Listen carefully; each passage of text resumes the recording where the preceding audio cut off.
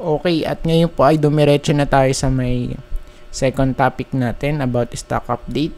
And kung na-miss nyo po yung first video, pwede nyo balikan sa may channel. And don't forget to subscribe, and pakipress na rin yung notification bell para palagi po kayong panonotify sa mga bagong videos na i-upload natin. Ayan, so of course, stock update. Let's start with SEC, guys. Okay, ano ba yung, of course, yung ano natin, makikita natin dito. So as of now kasi same pa din, andun pa din sa may support, guys. Ayan. And we know that since meron tayo ditong kumbaga trend to na mako-consider, yes. So of course pwedeng to, sabihin natin trend. So just in case lang, yung bearish case, since may trend line 2023 to yan, 2024, of course pwede malaglag as low as 30 base po sa trend line. Pero kung pag-usapan natin base sa may support sa horizontal, as low as 28.8, somewhere here sa area na to. Ayan, no? So for me, magiging bullish to kung makakapanik, guys, sa may 36. So syempre medyo malayo pa yan, at marami pang dito mangyayaring kaganapan for SEC. So ngayon, of course, medyo mako-consider nating dramatic yung mga nangyayari dito for SEC. Wala, rejected, guys. And remember, meron po tayo ditong gap na hindi pa po na-filled. Ayan. So once na mag-breakout yan, so pwedeng umakyat hanggang dito 33.8. Ayan, para ma-fill lang yung gap for SEC. Next natin, DMC. Check weekly DMC. So trend line na nga to, guys. Ayan, mga idol. And the question is, mag-hold kaya dyan this time, Ayan, kasi may confluence din tayo based sa may horizontal support plus dun nga sa may trend line. So of course, just in case lang, kung titignan natin yung ceiling na to, pagka nai-hit yung trend line, eto sa may 12, 12 point, ba to? Of course, malapit dito, guys. 12.6. Ayan, rally. Okay, tapos eto, medyo nag-rally din, malapit dun sa may 12.6. Ayan.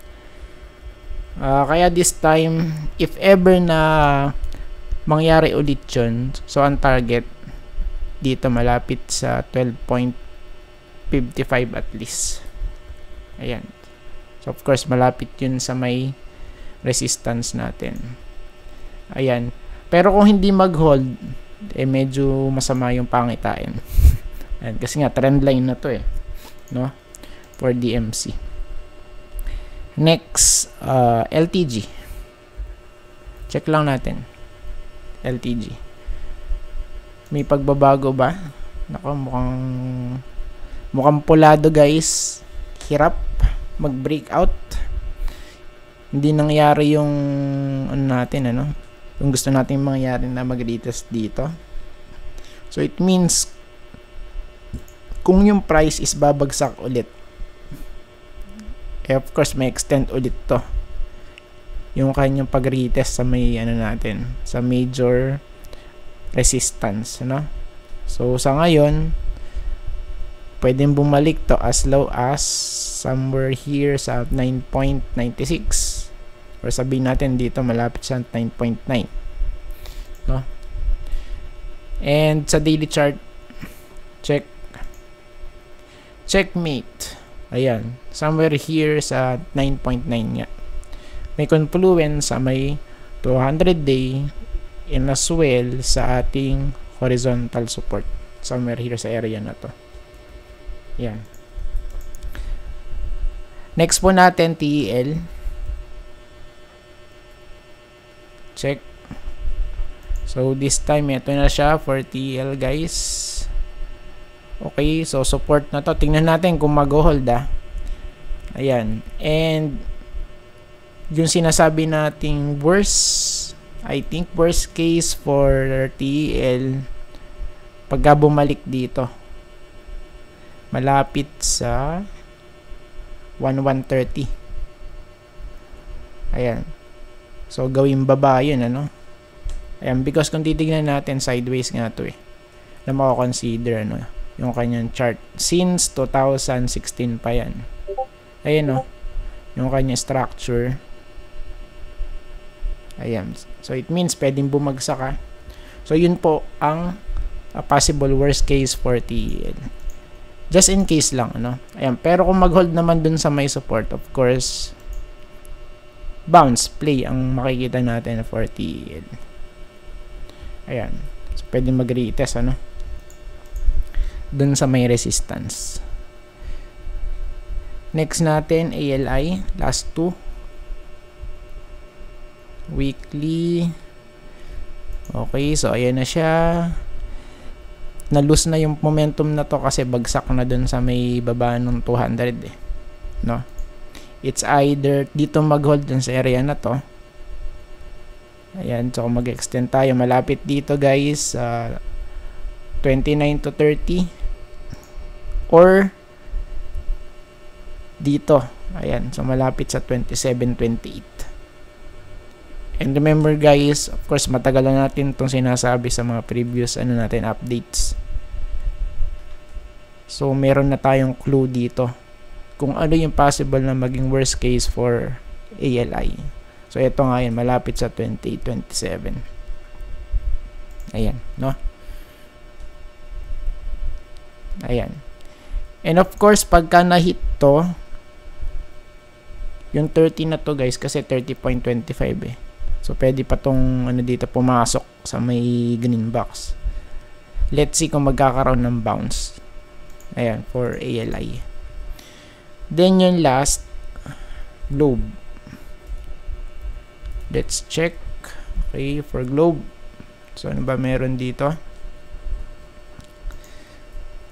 Of course, support na to, guys, for Globe. And kung hindi nga mag-hold dyan, medyo expect na natin na talagang pasad-sad pa, no, for this one. In terms of big picture, ayan, of course, para magkaroon lang tayo ng hint. So, saan ba yung mga lows na to? Of course, dito yan sa 1.7. And as of now, nasa 2K pa tayo 2K range pa yan. 2016 nga yung close ngayon Ayan. If ever man na doon, nababalik. So, ilan yun? From here. Tapos hanggang dito. Negative 15 to negative 16%. Ayan. Kung babalik doon sa may baba. So, since still nasa taas pa rin naman ng 200-day moving average, base po ito sa daily chart, no? Tignan natin. Ayan, pero kung naman siya, mag-bounce at mag-hold, of course, medyo may chance pa yan. So, as of now kasi, yung trend niya is bearish. Lower highs and lower lows. Ayan. So, I think tapos na po tayo, guys, at maraming salamat po sa panonood. See you po sa next video. Bye-bye and God bless.